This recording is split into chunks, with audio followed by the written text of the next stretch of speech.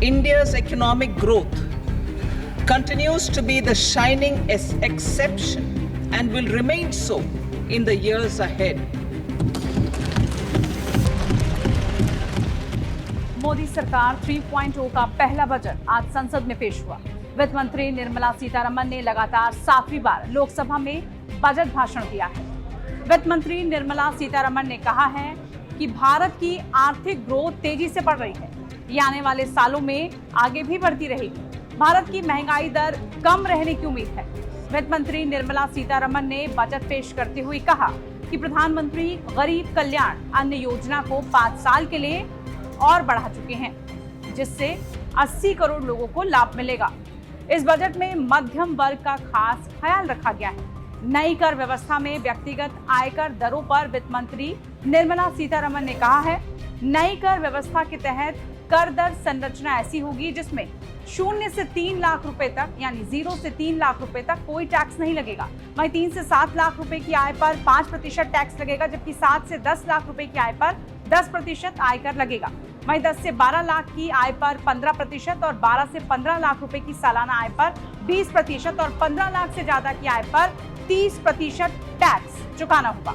वहीं सरकार ने स्टैंडर्ड डिडक्शन को 50,000 से बढ़ाकर 75,000 रुपए कर दिया है। पारिवारिक पेंशन पर छूट की सीमा भी 15,000 से बढ़ाकर 25,000 रुपए की जा रही है। वहीं वित्त मंत्री ने कहा है कि इन दोनों बदलावों से 4 करोड़ नौकरी पेशा और पेंशनर्स को फायदा मिलेगा।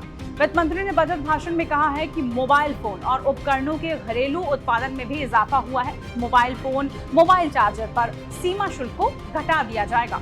इसके अलावा उन्होंने ये भी कहा है कि मोबाइल फोन और मोबाइल PCBS, साथ ही मोबाइल चार्जर, इसके अलावा इन सभी पर BCD को घटाकर 15% करने का प्रस्ताव करती हूँ। इसके चलते देश में मोबाइल और मोबाइल उपकरण भी अब सस्ते हो जाएंगे। इसके अलावा एक खास चीज, कैंसर के मरीजों के लिए 3 और दवाओं को पूरी तरह से सीमा शुल्क से मुक्त कर दिया जाएगा। इसके अलावा X-ray tube, flat panel detector में भी सीमा शुल्क घटा दिया जाएगा। इसके अलावा सोने और चांदी पर सीमा शुल्क 6% से, साथ ही प्लैटिनियम पर 6.4% सीमा शुल्क घटा दिया जाएगा। वित्त मंत्री निर्मला सीतारमण ने कहा कि प्रधानमंत्री सूर्य घर मुफ्त बिजली योजना की शुरुआत भी की गई है, जिसके तहत छतों पर सोलर पैनल लगाए जाएंगे, जिससे 1 करोड़ परिवारों को हर महीने 300 यूनिट तक निःशुल्क बिजली मिल पाएगी। ये योजना इसे और बढ़ावा देगी। इसके अलावा वित्त मंत्री ने बजट भाषण के दौरान युवाओं के लिए बड़े ऐलान किए। जहां युवाओं के लिए काफी सौगात मिली है, इसमें उन्होंने 1 करोड़ युवाओं को खुशखबरी दी है। बजट 2024 में निर्मला सीतारमण ने कहा है कि देश के टॉप कंपनियों में युवाओं को ट्रेनिंग दी जाएगी, जिसके लिए हर महीने इन युवाओं को 5,000 रुपए मासिक भत्ते के तौर पर भी इनको दिया जाएगा। ये मासिक भत्ता प्रधानमंत्री इंटर्नशिप योजना के तहत 12 महीने तक के लिए होगा और युवा 12 महीने तक ही इन कंपनियों में इंटर्नशिप भी कर सकते हैं। हालांकि देश की टॉप कंपनियों को अगले 5 साल में 1 करोड़ युवाओं को ट्रेनिंग देनी होगी। इसके अलावा वित्त मंत्री ने कहा कि कौशल योजना में प्रधानमंत्री पैकेज के तहत राज्य सरकारों के साथ मिलकर काम किया जाएगा। इसके तहत अगले 5 सालों में 20 लाख युवाओं को कुशल बनाया जाएगा। साथ ही वो युवा जो हमारी सरकार की योजनाओं से जुड़ने के लिए पात्र नहीं है, उन्होंने कहा कि ये घोषणा करते हुए उन्हें खुशी हो रही है कि ऐसे युवाओं को 10 लाख रुपए तक का ऋण देने में सरकार मदद करेगी। वहीं घरेलू संस्थाओं में उच्च शिक्षा हासिल करने के लिए ऐसे युवाओं को शैक्षणिक ऋण भी दिया जाएगा।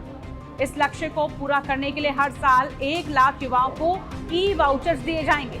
इसके अलावा वार्षिक ब्याज सहायता के लिए सरकार की तरफ से कुल ऋण राशि का 3% दिया जाएगा।